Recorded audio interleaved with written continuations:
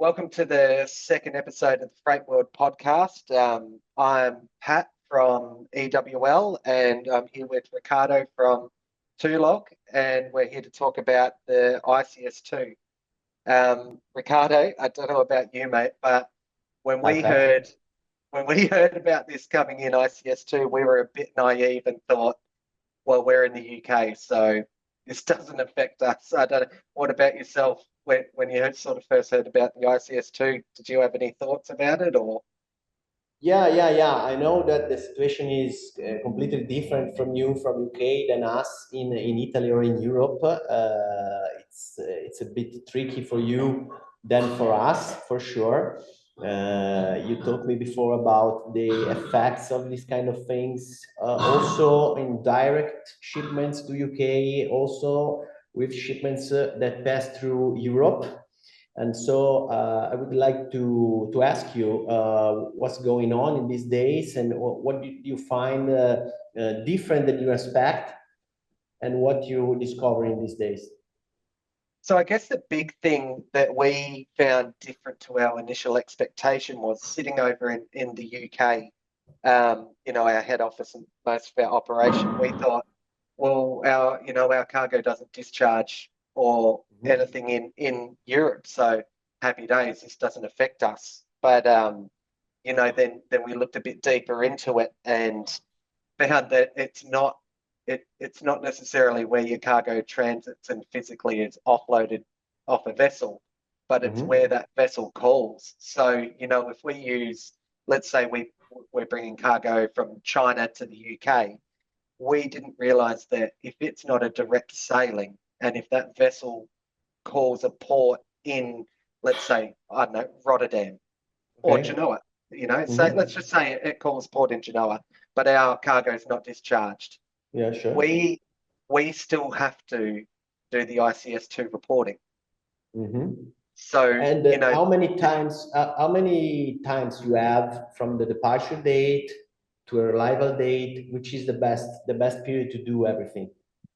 so I think, from what I've seen, because the information on the actual ICS2 website is a bit too technical in some parts and a bit loose in the details that we're all looking for like Mhm. this. So what what I've been able to gather from it and some others that I've sort of collaborated with is that it's a pre-arrival report. So we're going to treat it similar to the AES and the AMS filing with the Yeah, US, sure. In the So US. Uh-huh. you know how with the US it has to be reported before that last leg from a foreign port into the US. So we're looking to treat it the same. So before it leaves its last port of a foreign country outside of the EU, we are going to Mhm. do make sure that our ICS2 reporting's done. But then, Okay. then the big thing is, like you guys would understand as well, a sailing might change. The vessel may never be bound for Europe, but there could be a huge storm, or look at the Red Sea, bombs and that going off. So vessels are diverting. So we don't know when we go to bed that the vessel is actually going to pull into a random port. It might call Talon or something, and it was never meant to. How are we meant to pre-do that? And we're just trying to figure out as well internally. You know, we know the sailing loops and that with the carriers, when we're on this service, here's the ports and that it calls. But, Yeah, but how many times they how many change. times the carrier changed? Yeah, that's true. That's what I'm saying. Yeah, Yeah. how many times they change the route, they skip some ports, they do very different kind of stuff than you expected. I guess it's Yeah. very could be very hard. Could be very hard. From Which us, is for hard. example, from Italy, that we have, you spoke about the USA before because the procedure and the data are quite the same than the US ICF and so on. For us, it's quite easy because from Italy, the main parts of east coast of the United States are a direct service, so there's nothing in between. If not, maybe Spain or France or something like that, but it's very easy. So for us, it's not so tricky to ship to the United States. Also, the west coast of the United States, it's 90% of the services are direct, so Yeah. it's surely easier, surely easier. And right now, I spoke with my guys in Malpensa. It's the main airport in Italy, of course. And for us, all the procedure by ICF2 is made by the carriers. Yeah. So there is nothing to do for the broker in Malpensa, or even the Malpensa warehouse, even with a couple of shipments combined in one BL and so on. So for us, it's really something that the carriers did in by themselves, you know? Yeah, that's it. And I found like, because because the air freight ICS2 has been live for quite a while. And, I sit in Australia and we saw locally a few little changes, but it wasn't a big deal, And when I'm talking to others at the moment, what are you doing about ICS2? And they're like, it doesn't matter. They're like, Yeah, well, air freight, it doesn't, because we already give the airlines the manifest, all our house bill data for the FHL and the FWB, and we've got nothing to worry about, because to book cargo on an airline, you need to be an IATA agent, right, or have an IATA license. So, and yeah. airlines aren't going out chasing our work. Like, they don't want it. Let's Mm-hmm. be honest, it's too hard. Imagine an airline dealing with a really new shipper, and Yeah, how hard that is for us, like just getting documents. So they're not chasing it. But when you look at now that the ocean is live, that's different, because Maersk and the big carriers and that out there, they're trying to be the point-to-point freight solution. They want our list of shippers and our customers, and they've put their hands out and gone, hey, we can do your ICS house bill reporting for you, don't worry, we'll do it. But then you know there comes a bit of a risk. If we're not ready and able to self-report, we have yeah, to give the carriers all of our data. And, data is money, really, potential to make money. It's new revenue. So none of us want to share that at all. So there's this big rush. And like I sort of touched on it, we didn't think it really affected us. And then we're like, oh, hang on, yeah, what's, if we self-report, what's that look like? And if we don't, what does that look like? And the answer to us and our operation is we have to self-report. And then trying to find how do you self-report was another big problem, because in the UK we've got an EORI number, but you can't mm-hmm. report your ICS2 data on a UK EORI number. So that's where I think some maybe some UK only forwarders may have trouble, and they'll need a partner like yourself who are based in the EU with an EU EORI, and you could act as an agent and report for them, which could Yeah, be a good thing. That could be a new little revenue stream for operations like yourself. Yep, we'll do your reporting, you know, €5 each line or something. yeah, But yeah, we're lucky because we've got a Rotterdam office, so we're using our Dutch office as our reporting sort of hub. But then it makes me think we're quite lucky. We have a big IT team. We build our own system, so it's just a matter of, okay, let's find a band-aid patch for now. What options are on the market? We'll use that while we develop our own. But then we were running into the problem where, there's plenty of good options out there for people to use to do self-reporting. But because of the timeline, you pick up the phone and go, hey, we want to yeah, use you, sure. set us up. And they're like, oh, yeah, no worries, you're 50th in line. We'll get in touch in April. And it's like, oh, no, did we Yeah, yeah, leave yeah. this too late? So we got lucky, though, because we also found out, you were able to apply for an extension so that you don't need to do your reporting until the end of March. I think we spoke about that last time we had a call. So we bought ourselves some time and we're going to be ready. But I do worry for, other members, maybe, yeah, in Freight World that haven't thought about how ICS2 might affect them and how they're going to come up with a solution. And I just think we should be looking.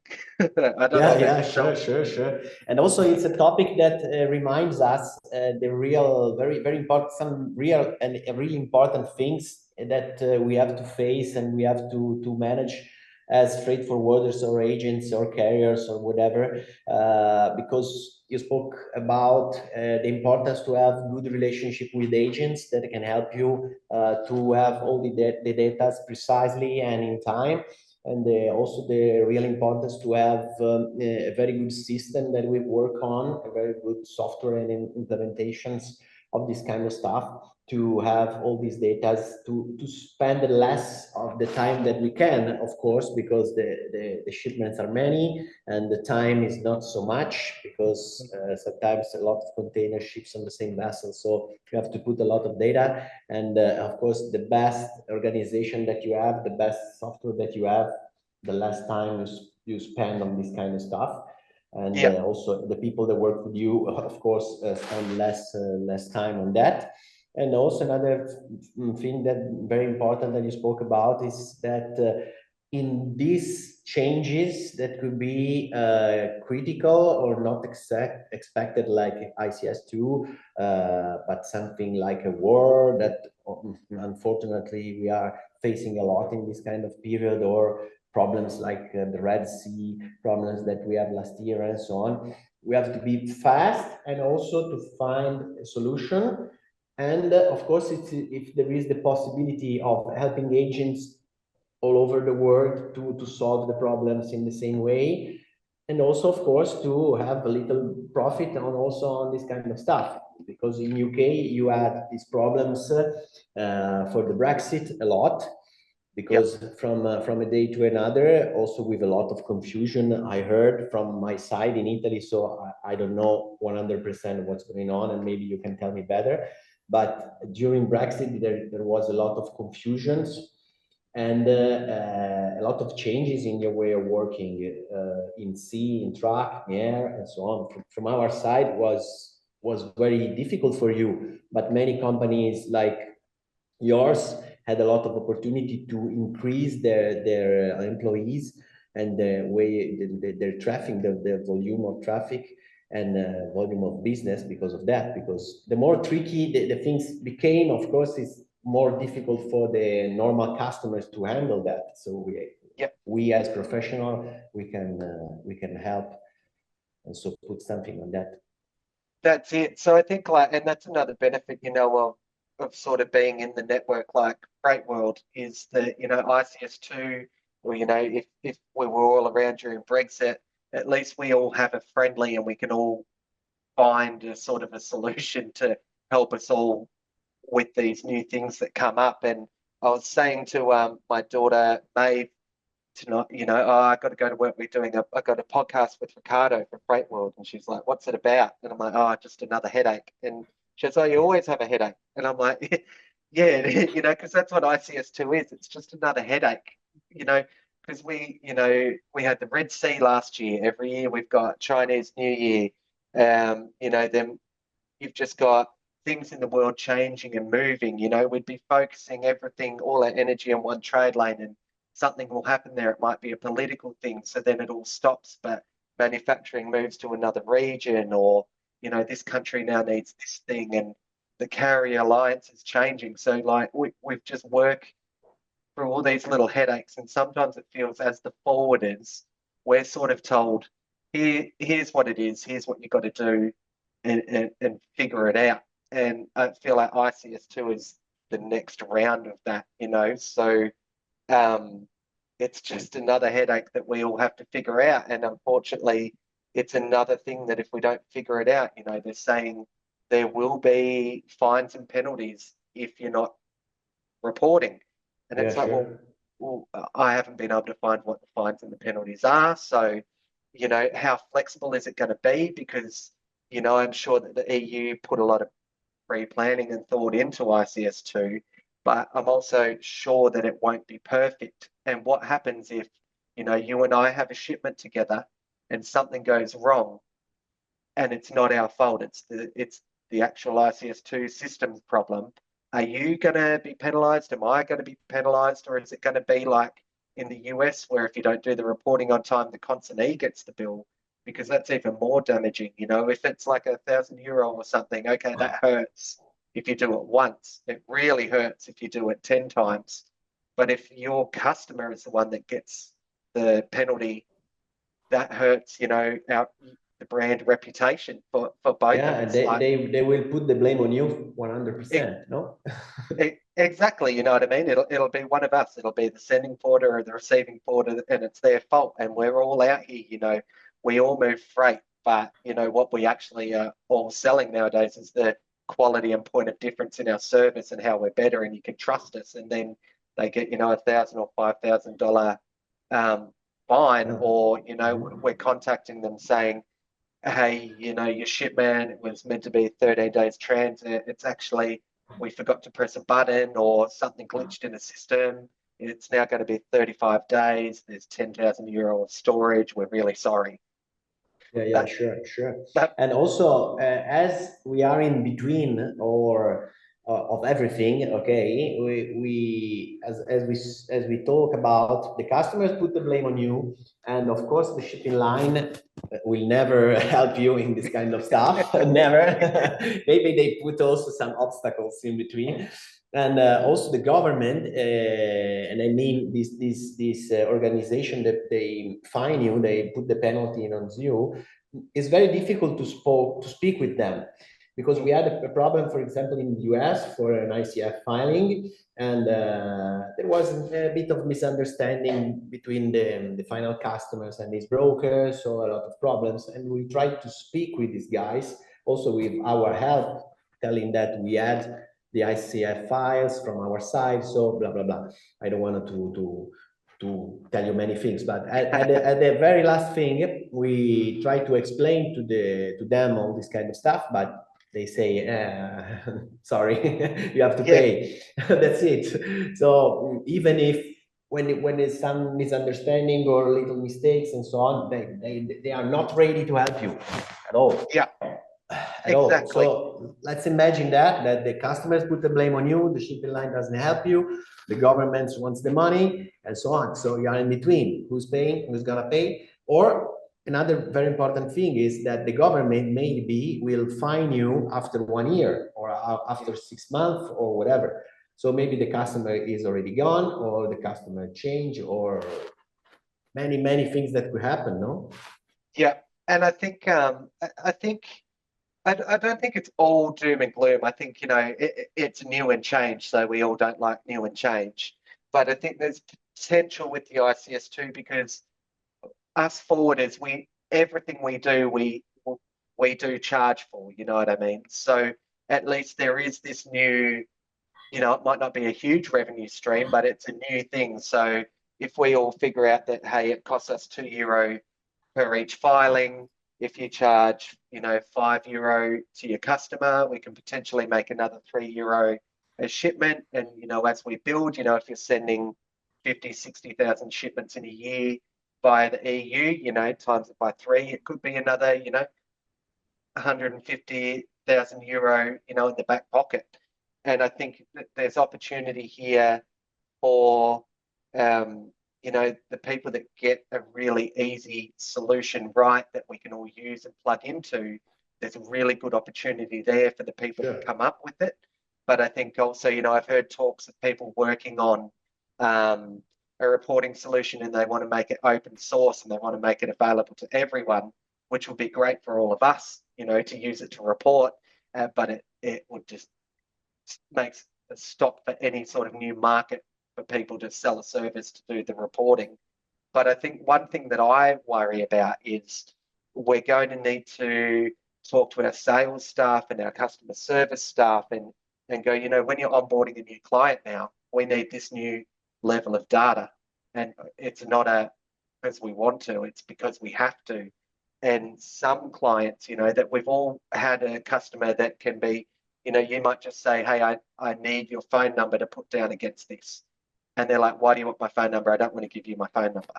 And with the data laws in the EU, it's not like in Australia, sort of, you can go on Google and look up a company's ABN number, because that's a number we report on and it's open. Anyone can find the ABN.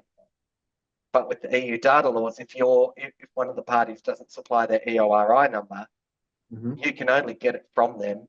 And we could be talking different time zones, and we might be on a crunch, and the times aren't going to meet. And then we might be late with the info and we don't know what that's going to cost. We don't know what the grace is going to be or if it goes on a tally. And I think, like you touched on, what if it takes 6 months or 12 months for any penalties to come through? It might have been that customer, that shipper might not have been forthcoming with the data that we needed, and they're gone, and it would have been a charge that we were going to push on to them to recover, but they're gone, and it might have happened 30 or 40 times, and all of a sudden, you've got this massive bill to contend with. Like, what are we all going to do with that? We move freight, not like, So I think it's going to be, interesting. And then also, there's going to be a lot of work with our existing companies. Okay, we all keep different levels of data depending on our operation. Some forwarders don't have anything to do with the customs and they outsource it all. So they've got they don't even have HS details. It gets provided by a broker. But we're going to need to gather all of that now. We're going to need that. So we're going to have to go to our regular existing customers and work with them to build this database of their existing products and go, anything new, this is what we need for it. And that's going to take time. And we're already running quite lean where we can with staff numbers. And that's going to chew it up. So, our management teams are going to have to look into that as well and take that into account that, hey, 30% of these staff's time is now updating to be ready for ICS2. So we can't handle as much. We might need to bring in more staff, or how are we going with our, AI solutions and that with our, putting everything together to streamline things. So I think things like this might actually speed us up in our overall operation, but slow us down in sort of getting our databases ready as well, which is not anything I think any of us wanted to be spending our energy on this year. Yeah, it's not easy. It's not easy at all. We know that the time, unfortunately, is only 24 hours a day. So it's very hard to do everything, no? Yeah, that's it. And in that 24 hours, I don't know about you, but I like to see my wife and kids sometimes. Yeah. But yeah, I mean, with the ICS2, obviously, we haven't touched on all of it, but basically, what it is the EU are improving on their previous system ICS. They just want a deeper level of data and information. They want it earlier, and they're doing, a risk assessment, identifying anything that they may want to look at or hold or prevent coming into the EU, which, we all understand. We know what times are like at the moment, but that's obviously going to be a roll-on effect and affect us all differently. So, I know we spoke a bit negatively about it, but that's because it carries a risk to us of making a mistake and the information out there is not as clear as we'd all like. But I think at the core of it, it's a good thing. It's just It's I like your way of your point of view, because many forwarders that handle with this kind of stuff always see only the dark side, no? But you are trying to see only also the bright side, no? So the opportunities, the people that you can hire, and so on, and many things. And that's it. That's the fact. That's really the fact about being in a company, in the shipping company, or also in another company. When something happens, let's try to figure out how to make it good for us. No, it's really important. That's it. How can we turn this new reporting mess into something positive? And I think it would be, later in the year in Da Nang, if we all make it there, it'd be good to sort of hear over a couple of beers and that how everyone sort of, what they've done and what their solution was for it, and what their journey with ICS2 is, because, by then we'll be, 6-7 months down the road, and we'll all actually, well, God, I hope we all understand it and are coping with it. But it'd be good to hear where everyone came from with it, because, like I sort of touched on, we're a bit naive to the fact, thinking, well, we're not not in Europe. Well, the UK, you see, I'm still based in Australia, and I find it hard because sometimes the UK talk about being in Europe, like in the Euros in the football, but then in other things, they're not in Europe anymore. So I think, this is one of the things they didn't realise affected them. Yeah, sure. For people from Australia all over the world, it's very difficult to understand what's going on now. Exactly, Very difficult. exactly. Also for us, it's very difficult. That's it. And I think I think because the road and rail will come is the next and final phase for the ICS2. And that's going to be just as big a sort of issue. But I think the biggest issue around that, sort of just quickly before we go too long, I think the challenge there for us is going to be we need to improve our like live tracking of cargo on trucks and trains because some European borders are quite small. And if there's a weather event or a big crash or a road is closed, the truck may have to divert and cross a border. You know what I mean? Mhm. That was never planned to. How do we know to Yeah, pre-report that? Is there going to be a safety measure? So I think that's going to be another headache to add to the pile of headaches that we're dealing with, in the future. But I'm sure that everyone's going to learn from the sea a bit more for the road because air was easy. The airlines do it, and we don't worry about the airlines. They yeah, just, sure. I agree. yeah. But yeah, mate. Well, I think sort of that's about it. If we talked any more about reporting, it just wouldn't be too fun. But mate, it's been good catching up, seeing you again. Mhm. Yeah, sure. Thank you. And I guess that as always, we are speaking too much, maybe. I don't know. Yeah. When we find each other, always the words are coming and goes, and ideas coming and goes. Yeah. Also, when we meet live, and then there are a lot of things to speak about. And Yeah. I don't know if our time is over or not. I Yeah. guess so. No, that's it. But no, mate, it's been good catching up. Good seeing you. I'm hoping to sort of Thank be in. you. I think I'll be in the Northern Hemisphere out your way. I think in the next a month or two. So I'll let you know the plans. Yeah, sure. Because if I'm up there for long enough, I might be able to duck over, mate. I haven't been over to Genoa before in that, and Okay, flights are cool. cheap and short. So hopefully we can catch up. That'd be Yeah, good. sure. Be my guest. Of course. Of course. Shall we? Alrighty. Thanks for tuning in. Again, this is Pat from Edge Worldwide, and with me, Riccardo Dufour from Tulog. And see you on the next episodes of the Freight World podcast. Thank you.